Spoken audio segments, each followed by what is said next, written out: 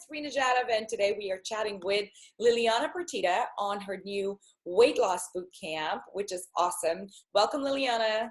Hi, Reena. So tell us a little bit about the food plan or the meal plan on this boot camp. Okay, well, I'm really excited about it, and I really carefully selected all of these foods. And so, one of my goals is to eliminate all potential food sensitivities. So, it really gives our body a chance to get rid of what we would consider the waterlogged tissue.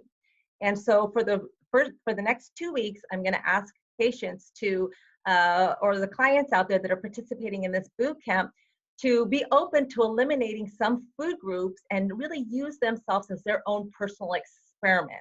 Because once you do this, you're going to be unmasking some potential allergens that may cause you to hold on to your weight, where we're talking about a lot of diets fail, and oftentimes we're actually eating foods that are causing us to hold on to that weight because of the inflammation. So we're not going to be doing any grains in the diet. That's going to be anything from rice and breads and pastas and crackers and cookies and desserts, because number one, not only are they very high in sugar and the glucose that when we break them down is going to be more than what we can handle as far as the weight loss, but also too, they've got two elements in them that really cause a lot of inflammation, and those are called lectins. Now, I don't want you to get confused with leptin, because that's a different thing, but a lectin is a protein that, if you're sensitive, can create inflammation to the gut and cause what we would consider a leaky gut situation. Now, so if we just eliminate the whole category of those foods, the potentiality of decreasing inflammation and also releasing this waterlogged tissue, you're going to see a lot of weight loss, especially in the first week. So we're not going to have any grains at all. And there's so many different types of grain type products we can use, like coconut flour and almond flour. So just remember, we're always going to replace something that we take out. Nature hates a void. So we're not going to be doing grains. We're not also, we're eliminating for the 2 weeks. Also, I would say all things that are processed, and hopefully what I want them to have as an experience is that you don't need to have these processed foods that, basically what you're looking at is a bunch of food that really doesn't break down very well in your system, whether it's going to cause your, lower your good cholesterol and raise your bad cholesterol, and lots of chemicals that create insulin resistance. So we're going to give you a lot of different ideas so that you can replace some of those snack foods that might be holding on to your weight. We're also going to eliminate what I would consider for the first, let's just say 11 to 12 days, all cheese and dairy. And one of the reasons is because they have a lot of insulin growth factor in them, and they could raise your insulin level. So when people have a weight loss issue, oftentimes they have a blood sugar issue as well. Yeah. And so we can try to heal the cells by not exposing them to food sensitivities, but also things that raise their glucose levels up and down. And dairy is one of those things because it has insulin growth factor. So for the 2 weeks, we're not going to do any grains.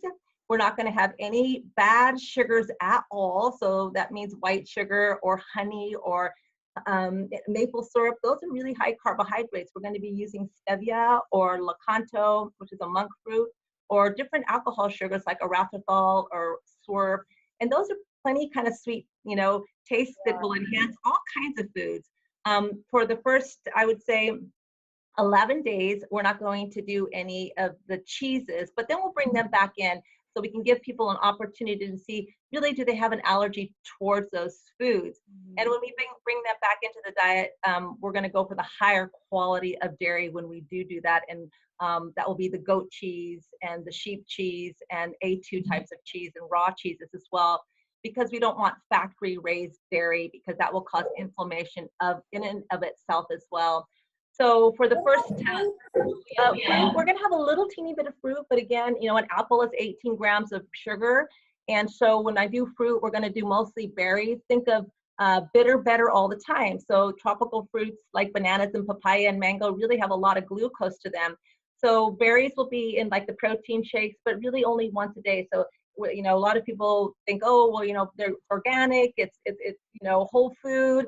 And they don't realize that an apple or any whole piece of fruit is 18 grams of sugar. And so since we really only have 2 weeks and we want to make the best of that time, I'm really eliminating the amount of fruits that they're consuming as well, maybe in the shakes, but probably only once a day. I've really kind of added a lot of really healthy fat because the fat makes your brain very, very happy. And so between the protein and the fat, you're going to feel satiated.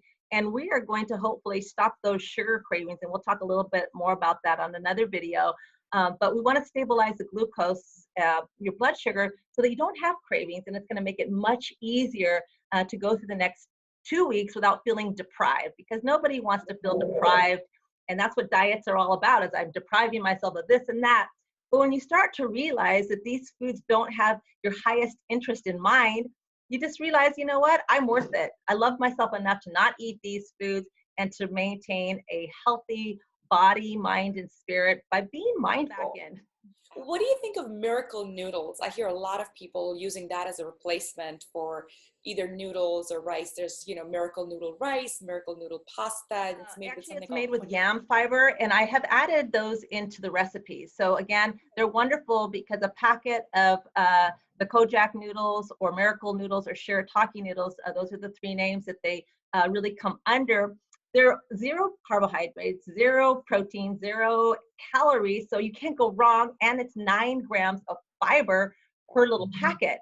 So they really add a lot of good bulk, because one of the things that people will start to notice is that when they're getting rid of their grains, they may have a little teeny bit more constipation issues because they use that for their fiber. And so I like to put that in as a fiber, as well as in the shakes, I've added psyllium husk and also chia seeds to put a little bit more bulk. Now, we know that fiber is the non-digestible element of the food. So what it does is it provides bulk and also helps to mop up toxins at the same time. But it also has no calories to it. So we can deduct the fiber, and we'll be talking about that on another video in regards to how to read a label. Fantastic. Thank you so much, Liliana. And for the rest of you, we're going to see you on our next interview.